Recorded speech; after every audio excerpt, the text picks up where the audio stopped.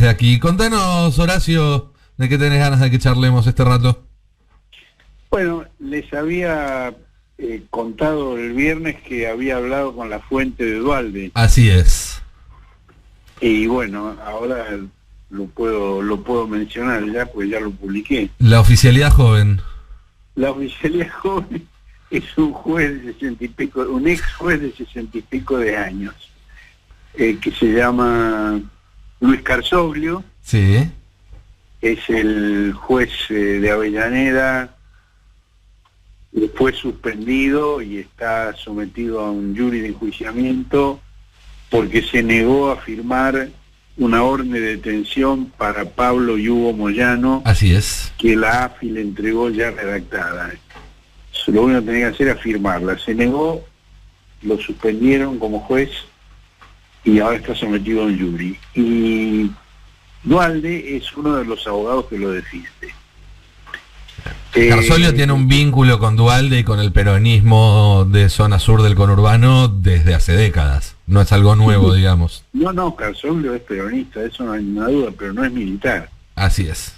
En realidad, Duhalde públicamente dijo que su fuente era un militar, pero en las reuniones previas que tuvo con dirigentes gremiales y políticos con los que yo he hablado, y que fueron muchas reuniones, él no dijo que era un militar, él dijo que era Carsoglio, la fuente.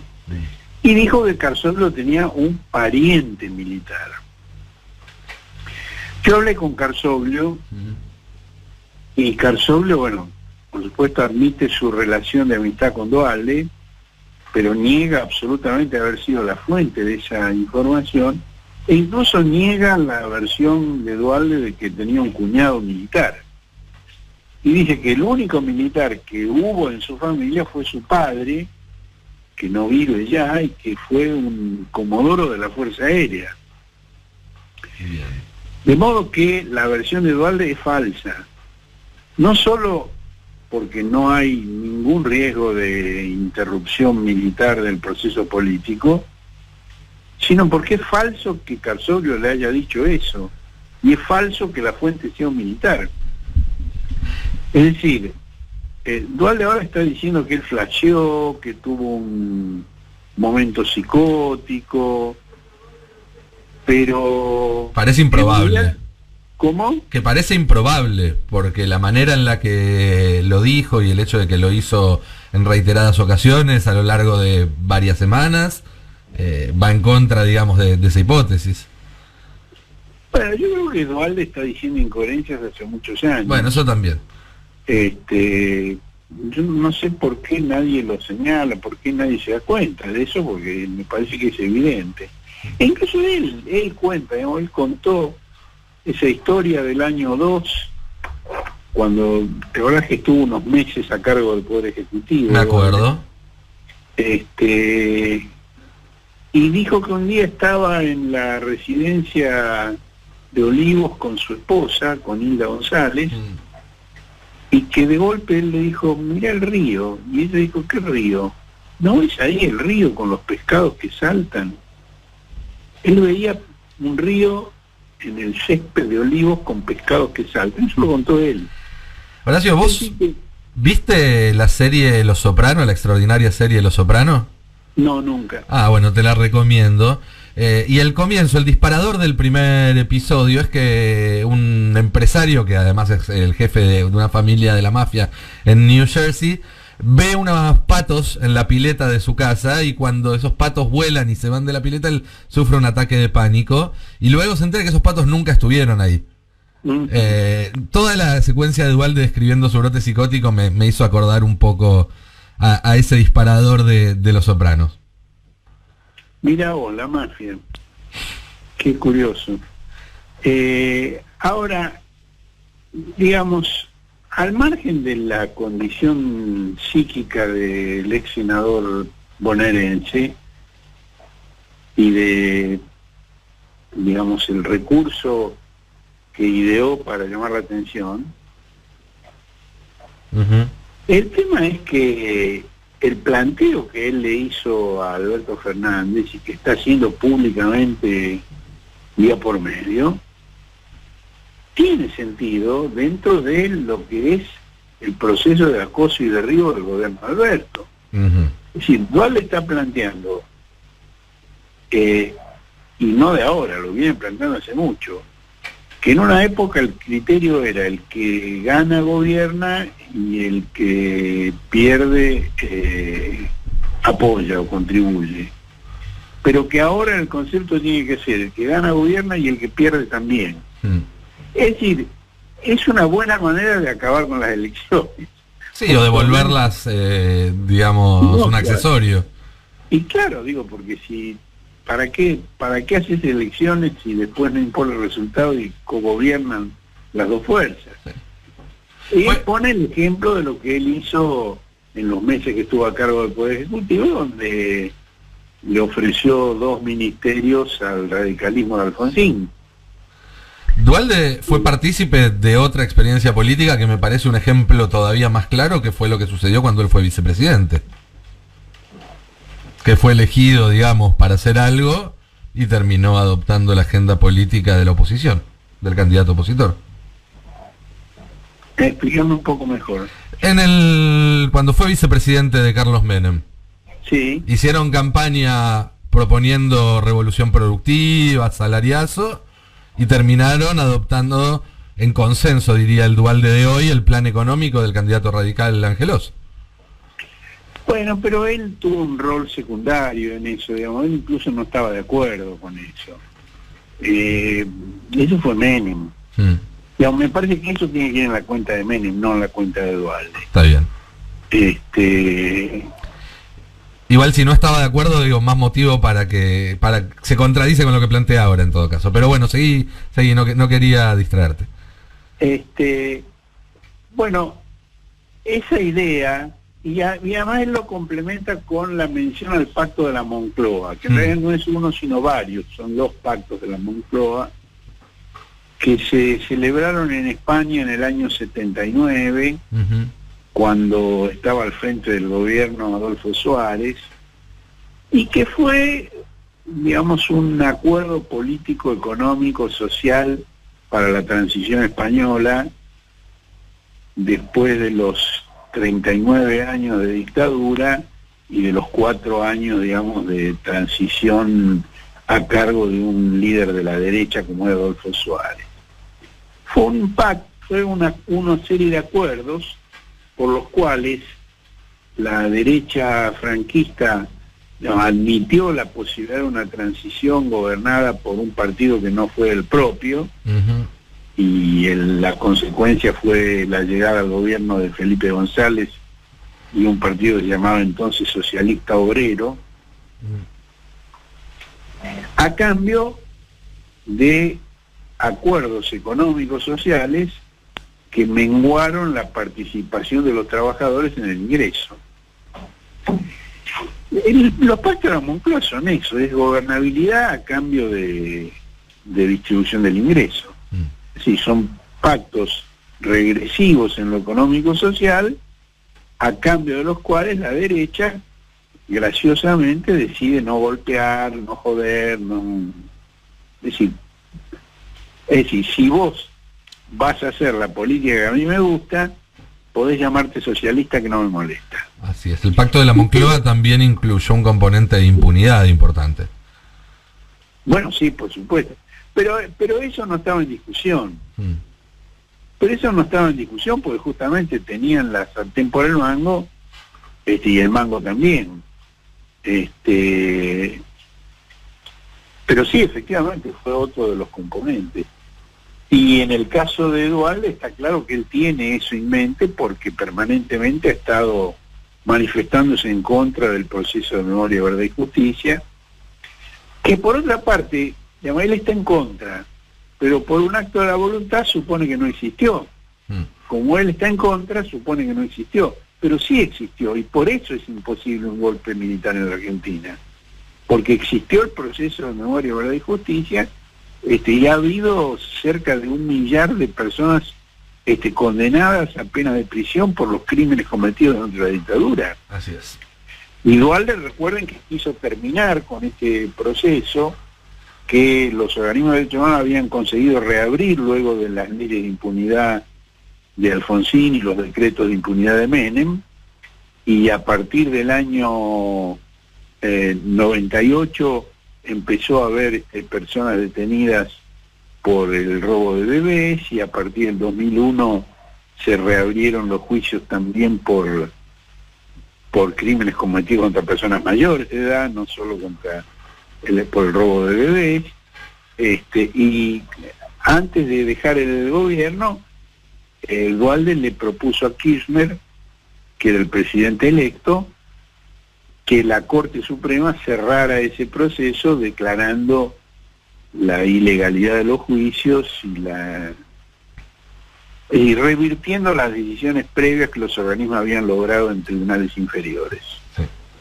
Terminar de desbaratar el intento de llevar a cabo esos juicios. Y Kirchner le dijo que no, eso lo ha contado Kirchner. Uh-huh. No le dijo que no porque no estaba de acuerdo. Le dijo no porque déjame que lo hago yo y lo capitalizo yo. No lo hagas vos, déjame que lo haga yo, así empiezo mi gobierno con un activo importante. Y Duhalde le dijo que sí, y Kirchner después hizo todo lo contrario, que era lo que siempre pensó él. Él no estaba de acuerdo con cerrar ese proceso. Así es.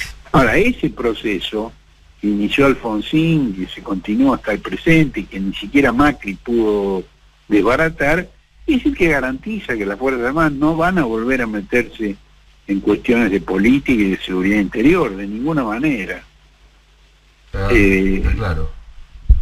El tema es que hoy en día los riesgos de un golpe de Estado no pasan tanto por las Fuerzas Armadas, sino por otros sectores. Sí, por los sectores con los cuales se está tratando de conciliar Duhalde para que formen parte del gobierno. Uh-huh. Por supuesto. Eso es muy claro, digamos, acá el proceso de acoso y derribo del gobierno, que viene de las grandes empresas y de un sector de la oposición política, digamos, Duhalde se suma de esta manera. No porque pueda tomarse al pie de la letra lo que él está diciendo, pero sí porque está hablando de anarquía, de preanarquía, de sangre, que no es algo que esté realmente en la agenda de la sociedad argentina. Por supuesto hay situaciones políticas, económicas y sociales de una extrema gravedad, como las hay en todo el mundo. Así es. Y por cierto que existe todo tipo de riesgos en ese tipo de situaciones, pero no el que dice Duhalde. Ese riesgo no existe. En la Argentina ese riesgo no existe. Así que, bueno, me parece que esa es la lectura correcta del episodio Duhalde. Hoy va a haber un acto muy importante a las 6 de la tarde en el Museo del Bicentenario. Así es. Donde, no sé si hablaron ya de eso. Mencionamos que se va a anunciar el resultado oficial del canje, que ya todos descuentan una aceptación mayor al 90%, que algunos se imaginan incluso un número más impresionante que ese, y que la duda está si entran todas las digamos, si todas las series de bonos superan el piso de las cláusulas de acción colectiva, o si queda alguna fuera, pero que también hay optimismo respecto a que entren todas. No sé si tenés algún dato para agregar. La versión es no, que entran todas, que se superó el mínimo que corresponde a cada serie. Bien. Con lo cual el canje va a ser del 100%. Es decir, porque yo, por ejemplo, le preguntaba a un funcionario oficial, un funcionario del gobierno, cuando estaban hablando que podía llegar al 90%, si ellos medían esto contra el 93% que lograron los canjes de los Kirchner. Sí. El canje de Néstor el 2005 que llegó al 76%, si no recuerdo mal, y el de Cristina del 2010 que llegó al 93%. Uh-huh. Y la respuesta que me dio el funcionario fue muy... No, dijo, no medimos contra eso no tiene ninguna importancia. ¿Y por qué no tiene ninguna importancia? Porque ahora existen cláusulas de acción colectiva que requieren porcentajes menores que ese, pero que esta vez obligan al resto. Claro. En aquel momento vos podías tener el 93% y el que no quería no entraba, y litigaba, que es lo que hicieron los buitres, y lograron que Macri les pagara hasta el fee de los abogados. Sí, y el café que pidieron en la reunión también. Y el café que pidieron en la reunión, sí, y el taxi con el que llegaron a la oficina. Así es. Bueno, entonces... En cambio ahora, hay series que requieren el 85%, hay series que requieren el 66%, pero en cada una de las series, si se llega a ese mínimo de cláusula de acción colectiva, el resto no puede litigar. Es como en un proceso de quiebra dentro de un país con las empresas. Quedan todos adentro. Es lo que había planteado Ann Krueger en la crisis de principio del siglo. Y que no lo logró. Quien lo logró fue Cristina y Axel lo lograron. Así es, en la ONU, ¿no? Una votación... Exacto, sí, pero además, digamos, el Fondo Monetario lo tomó. Así es. Y una organización que maneja las cuestiones de crédito internacional, que no recuerdo el nombre, y que fue convalidado por el Fondo Monetario Internacional, y desde entonces rigen esas cláusulas de acción colectiva. Por lo cual se da la paradoja de que la deuda que emitió Macri, los bonos que emitió Macri, tienen mejor protección contra los buitres que los que se emitieron antes. Así es. Porque Macri se benefició ya, mejor dicho, el país se benefició ya de esa cláusula de protección que había conseguido Cristina. Bien. Con lo cual, después del anuncio de hoy, si entran todas las series, como es el dato que tenemos, Argentina va a tener el 100% de su deuda reestructurada. Se canjea el 100%, no hay holdouts. Una excelente noticia. Y el martes cierra la serie de los bonistas en moneda extranjera, argentina, pero con ley argentina. Así es. A los cuales se les ofrece las mismas condiciones y que también va a ser Es decir, que